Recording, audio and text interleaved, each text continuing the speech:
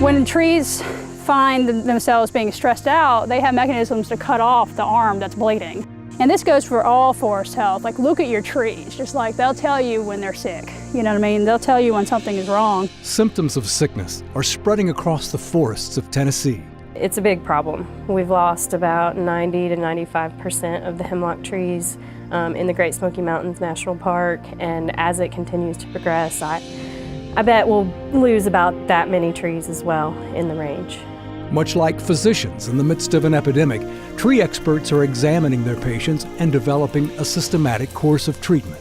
I always equate them to humans, you know, they are just like us, they're biological organisms, you know, so they can get hurt, they can get a disease, they can get sick, you know, and they can die.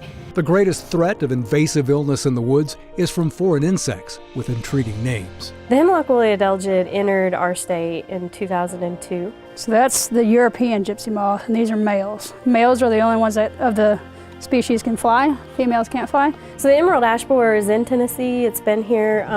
Division of Forestry has done a lot of trapping and monitoring of that. Some other pests that are on our radar are Asian longhorn beetle, the gold-spotted borer. Asian longhorn beetle, in my mind, is the one that really scares me because it impacts so many species. And sometimes foresters fight back with a form of biological warfare, using other kinds of insects. Sort of a good bug versus bad bug scenario. So we're going to be releasing mostly the Triticus and the Ubius today. Heather Slayton from the Tennessee Department of Agriculture, Division of Forestry, is part of a team working in this case to rescue ash trees. They are releasing 3 kinds of tiny wasps from Asia, one with a nickname T-Rex, that are natural predators of the emerald ash borer. You know, we're kind of behind the curve a little bit. We should have been releasing these years ago, but you know, there's environmental assessments that had to be done. There's, you know, proper testing, all kinds of paperwork. So we're just lucky to have them now. We had a lot of people concerned about, you know, releasing more insects into the environment, but this one is hopefully going to be a good insect.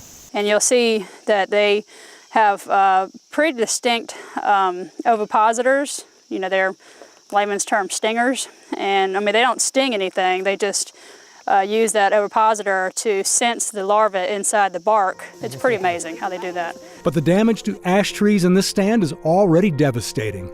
The larvae grow into adults, laying 50 to 100 eggs at a time, growing fat as they devour a tree from the top down, then moving on to the next one.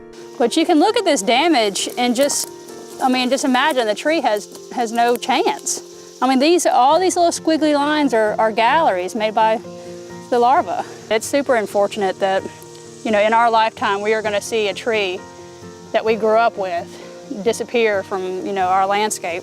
The release of these wasps, provided by the U.S. Department of Agriculture, seems to be the best chance of survival for ash trees in the forest.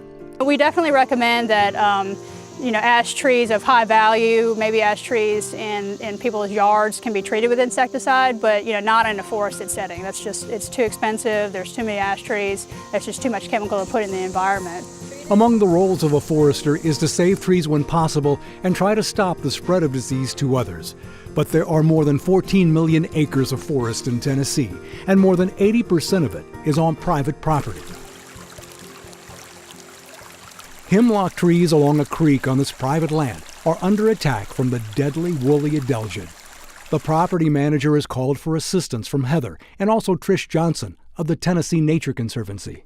Total acreage of the farm here is about 2,500, and we're really focusing on our most pristine creek valley first.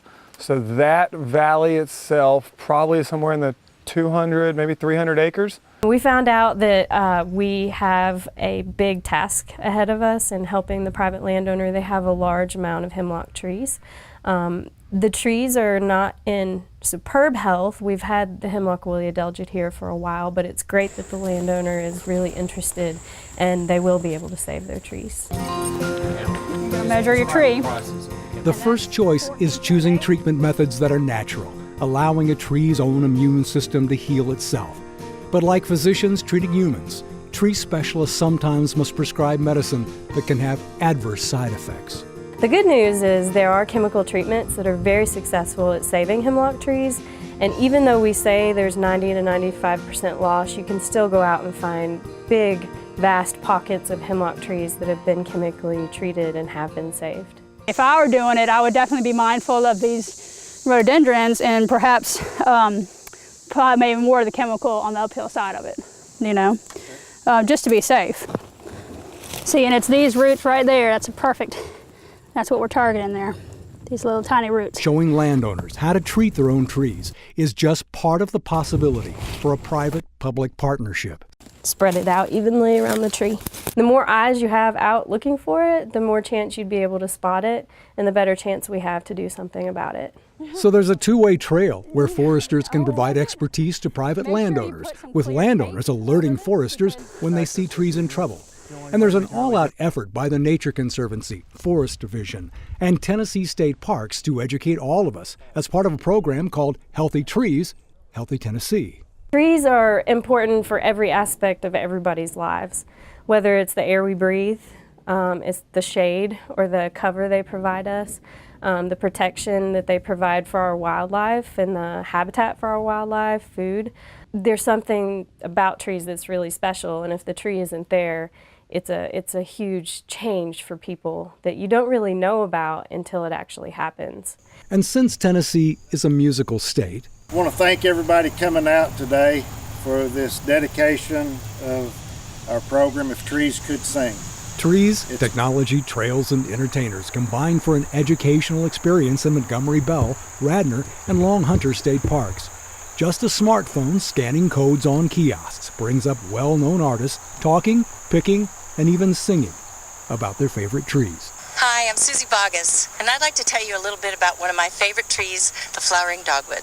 At the Nature Conservancy, we're thinking about how can we get people to see trees and not have them just be the background in their lives. We said, boy, if we did signs that engage the music community, and of course people love their musicians, and we were fortunate to be able to get musicians like Reba McEntire and Ben Folds and Ketch Secor from Old Crow Medicine Show, Jerry Douglas, the King of the Dobro players, Amy Grant. We were really fortunate that a lot of music artists stepped up to help us out with this program. Inspiring people to appreciate trees and making them aware of the pest problem is a big part of this educational push. But perhaps most importantly, the campaign calls on campers to help stop the spread of invasive insects by using USDA-certified heat-treated firewood. Right now, we're encouraging the public to not bring in foreign wood and buying the wood in the park. We also encourage people, they can pick up wood around the park, around the campground. That wood is safe and clean. This is an emerald ash borer trap. The color purple has been researched and tested to be attractive to the emerald ash borer. So this is the primary method of detection for the USDA APHIS federal program. While prevention may help in the future, Heather Slayton, Trish Johnson, and many others are still on the front lines of the forest, fighting to eliminate enemies that continue to multiply. In the past, we haven't faced this many issues where the trees have needed our help, and now they do need our help. And so the more we can share that with people and get people involved, then hopefully we can save our forests and save our trees. We have to think on long-term basis. So what we're doing today, it probably won't make any kind of impact in our lifetime, but I feel very confident that it'll make an impact in our children or our grandchildren's lifetime.